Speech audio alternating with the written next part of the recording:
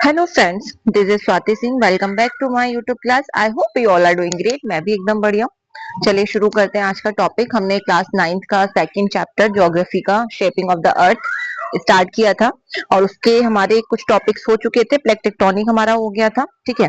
तो उसी में आगे कुछ ऐसे टॉपिक्स जो रह गए थे, जैसे एजेंट ऑफ ग्रेडेशन, ठीक है। तो agent of gradation are natural forces that wear down, transport and deposit materials on the earth surface, ठीक है। ये जो एजेंट होते हैं ग्रेडेशन के, एक नेचुरल फोर्सेस होती है, प्राकृतिक बल होते हैं जो वेयर डाउन करते हैं, अपने साथ कैरी करते हैं और ट्रांसपोर्ट करते हैं और डिपॉजिट करते हैं मटेरियल को अर्थ के सरफेस पे, हेल्पिंग टू लेवल और smooth it over time. The main agent of gradation are running water, glaciers, wind, waves, ground water, ठीक है। और ये जो सारे एजेंट हैं, इनसे बहुत सारी लैंड फॉर्म्स बनती हैं जिसको हम स्टडी करेंगे आगे, ठीक है। तो running water erodes rocks and soil to form valleys and plains, ठीक है। जो रनिंग वाटर होता है रॉक्स को इरोड करता है, ठीक है, सोइल को इरोड करता है, फॉर्म करता है वैली और प्लेन एरिया, ठीक है, मैदानी इलाका, ठीक है, घाटियों को फॉर्म करता है, right. And the glacier and glaciers scrape and carry huge amount of material carving U-shaped valleys, ठीक है। और ग्लेशियर क्या करता है, कैरी करता है ह्यूज अमाउंट ऑफ मटेरियल और यू शेप बेली को कार्व करता है, ठीक है। Wind shape deserts by eroding and depositing time, ठीक है। विंड डेजर्ट को शेप करती है इरोड करके, डिपॉजिट करके सैंड्स को। And sea waves erode coastlines to form cliffs, beaches and wells, ठीक है। और जो समुद्री लहरें होती हैं वो कोस्ट लाइन को इरोड करती हैं, क्लिफ फॉर्म करती हैं, बीचेस, वेव्स, ये सारी सी वेव से बनने वाली लैंड फॉर्म्स के नेम है। Ground water dissolve rock such as limestone creating caves, sinkholes, ठीक है।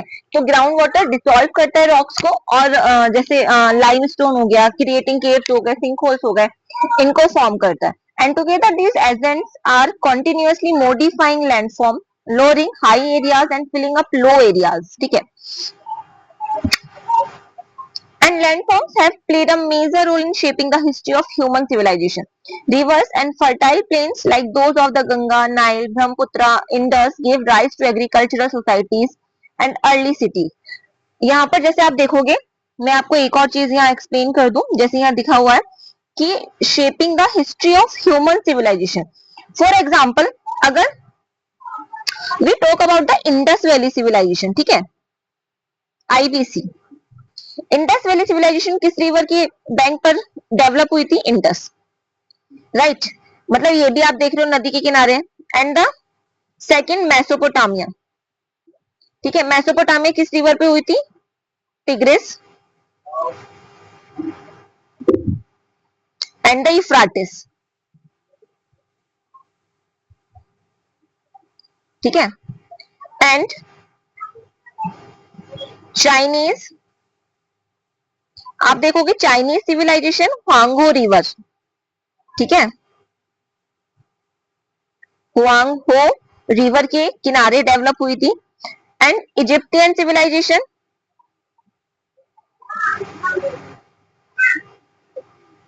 इजिप्टियन सिविलाइजेशन आप देखोगे नाइल रिवर, ठीक है। तो स्टार्टिंग से ही रिवर्स का मतलब रिवर्स से बनने वाली, सोइल से बनने वाली, सैंड से बनने वाली, ठीक है, जो लैंड फॉर्म से उनका एक मेजर रोल रहा है हमारी हिस्ट्री में।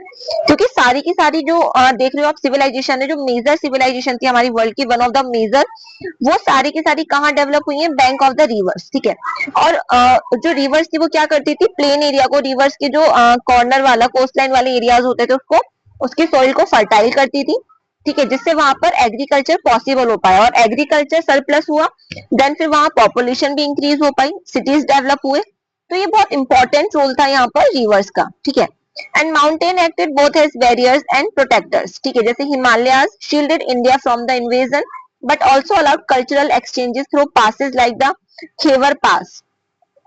माउंटेन्स क्या करते हैं? Mountains as a guard, as a barrier work करते हैं, ठीक है। आप लोग देखते हो कि माउंटेन, जैसे हिमालय माउंटेन है, इंडिया को सेफ रखता है, ठीक है, उसको एक तरह से इंडिया का शील्ड है, ठीक है। जो बाहर से इन्वेजन हो रहा है उससे इंडिया को प्रोटेक्ट कर रहा है, बाहर से जो एक तरह से नेचुरल जो क्लाइमेटिक डिजास्टर्स इंडिया में आ सकती है उससे भी उसको सेफ रखता है, राइट। और ऑल्सो अलाउ करते हैं कल्चरल एक्सचेंज, जैसे खेवर पास, ठीक है, तो ये कुछ ऐसे पास है जहां से हिस्टोरिकल कल्चरल एक्सचेंज आप देखते हो. Desert such as the Thar limited the development of large settlement but encourage trade routes such as the silk route. Coast harbor supported trade, travel, cultural contact with distant land, helping kingdom like those in the South Indian flourish. Even today, history shows that wars, settlements, trade, and cultural growth were all deeply influenced by the land's physical feature. Running water first देखेंगे हम. Running water से बनने वाली जो एक तरह से हमारी लैंडफॉर्म्स है. ठीक है, तो लैंडफॉर्म्स में दो टाइप्स की होती है, एक तो इरोजनल होती है और एक डिपोजिशनल होती है. ठीक है, इरोजनल कौन सी है, डिपोजिशनल कौन सी है, हम उसको डिवाइड करके पढ़ेंगे. मैं बताती रहूंगी कौन सी इरोजनल है कौन सी डिपोजिशनल है. ठीक है, तो river shape the land through process of erosion, transportation and deposition, creating a variety of landforms along their course. At the upper course, rivers often form V-shaped valleys, waterfalls, and rapids due to steep gradients and strong erosive forces. ठीक है, and upper courses पे आप देखते हो river क्या form करते हैं, V shape valleys, waterfalls and rapids. ठीक है, अब ये फॉर्म किससे कर रहा है, इरोजन से. ठीक है, ये जो लैंड फॉर्म्स है ये किससे हो रही है, द प्रोसेस ऑफ इरोजन. ठीक है, in the middle course of the river start meander forming oxbow lakes and flood plains. ठीक है, ये जो सारी है ये डिपोजिशनल लैंड फॉर्म्स है. Meander, oxbow lake and flood plain. ठीक है, ये डिपोजिशनल है. और अपर थ्री फॉर्म्स, ठीक है, द प्रोसेस ऑफ इरोजन से बन रही है. ठीक है, as it loses energy and begins depositing sediments in the lower course, the river flows further and deposit larger amount of sediments forming deltas, leaves and alluvial fens. ठीक है, sediment को deposit करता है. लोअर कोर्स में आप देखते हो delta बन रहा है, लीव्स लेवीज बन रहा है. ठीक है, लेवीज आप देखने को मिलेगा, एलुवियल फेंस बन रहे हैं जिसको जलोढ़ पंख बोला जाता है. ठीक है, these landforms are not only important for understanding river dynamics but also play a vital role in agriculture, settlements and ecosystem.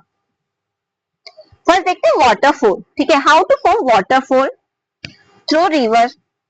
Waterfall is a landform where a river flows over a steep cliff of vertical drop, creating a dramatic fall. Waterfalls form in the upper course of river. ठीक है, जब आप देखते हो, मैं आपको यहाँ shape ऐसे दिखाती हूँ. फॉर एग्जाम्पल ये माउंटेन है. ठीक है, ये प्लेन एरिया. ठीक है, माउंटेन से रिवर ने,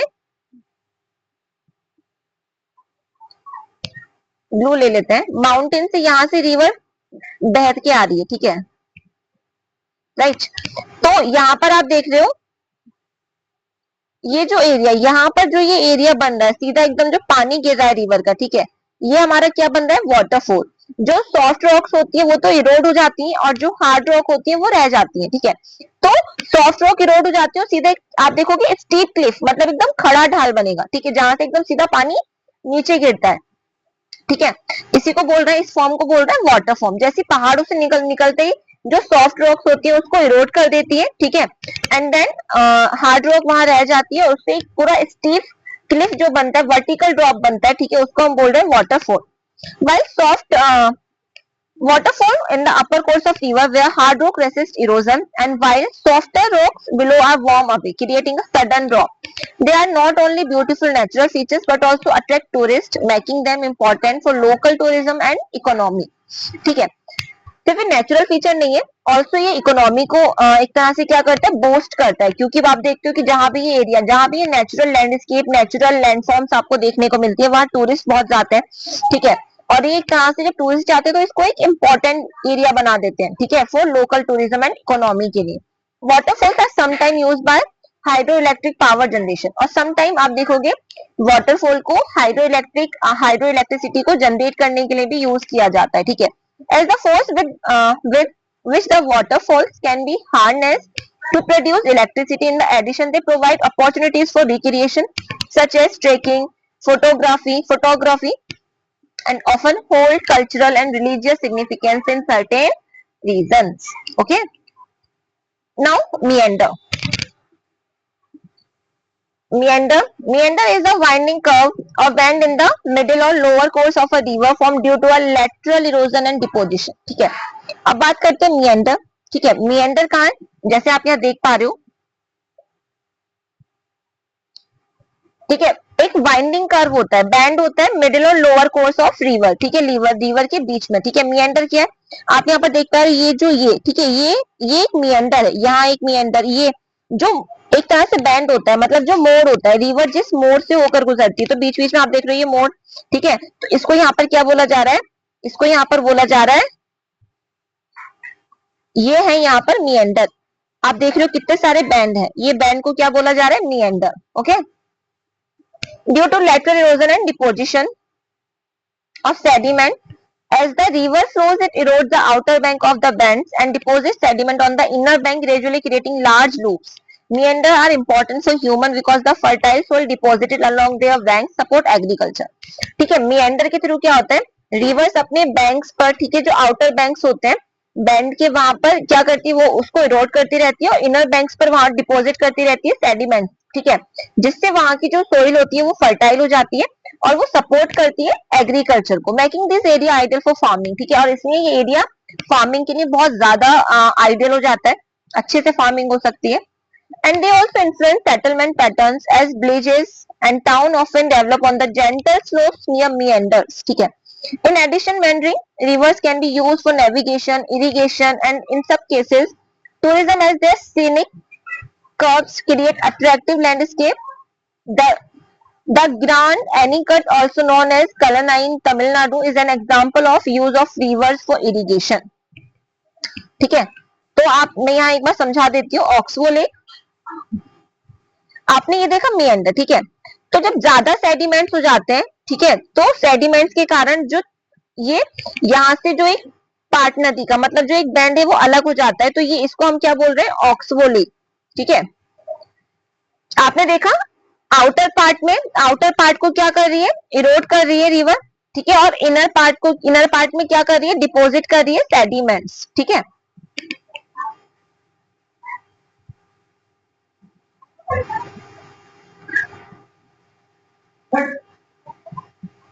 अब देखते हैं डेल्टा। डेल्टा कहाँ बनाती है, कहाँ से, डेल्टा क्या होता है, रिवर का माउथ होता है, जहां पर रिवर सी से मिलती है, ठीक है, राइट। और वहां पर क्या फॉर्म करती है, डेल्टा फॉर्म करती है, आप यहाँ देख रहे हो, ठीक है। जब नदी बिल्कुल कहाँ पर, एक तरह से जो सी होता है, ओशियन होता है, वहां पर मिलने जा रही होती है, तो वहां पर जो एक तरह से ऐसे आपको ब्रांचेस वाला जो एक एरिया नजर आता है, मतलब जो ब्रांचेस नजर आती है रिवर्स की, उसको बोला जाता है, उसको बोला जा रहा है यहाँ पर डेल्टा, ठीक है, मतलब mouth of the river. Delta is known as mouth of the river, ठीक है। Where it flows into sea, ocean or lake, deposit the sediment it has carried from upstream. Over time, these deposits accumulate to form fan-shaped or triangular area of land. Deltas are highly fertile due to their rich alluvial soil, making them ideal for agriculture, supporting crops such as rice, jute. They are also important for fishing as the mix of fresh salt water create diverse aquatic life. Many deltas support dense human settlements, are center of trade transportation because rivers provide navigable routes. However, they can also be prone of to flooding, which affect human life and activities. Right? ये हमारे सारे थे delta. जैसे आप देख रहे हो यहाँ ये एक सैटेलाइट से लिया हुआ पिक्चर है सुंदरवन डेल्टा का, ठीक है। किस तरीके से जब नदी रिवर में मिलने, जब रिवर एक तरह से ओशियन में मिलने वाली होती है, तो रिवर और ओशियन के बीच में जो एरिया होता है उसको बोला जा रहा है माउथ ऑफ द रिवर, ठीक है, उसको बोला जाता है डेल्टा, ठीक है। वेव्स एंड करंट्स, ठीक है, वेव्स एंड करंट्स हम पढ़ेंगे नेक्स्ट क्लास में। आई होप कि आपको ये सारी जो इससे बनने वाली रिवर्स, रनिंग वाटर, रिवर से बनने वाली जो शेप्स हैं, वो लैंड फॉर्म्स हैं, वो समझ में आई होंगी, ठीक है। तब तक पढ़ते रहिए, मिलते हैं हम नेक्स्ट क्लास में। और हाँ, मेरी वीडियो को लाइक, शेयर और सब्सक्राइब करना मत भूलिए, क्योंकि आप सब्सक्राइब करते हैं तो हमें भी मोटिवेशन मिलता है और अच्छी अच्छी वीडियोस बनाने के लिए। Thank you, bye bye.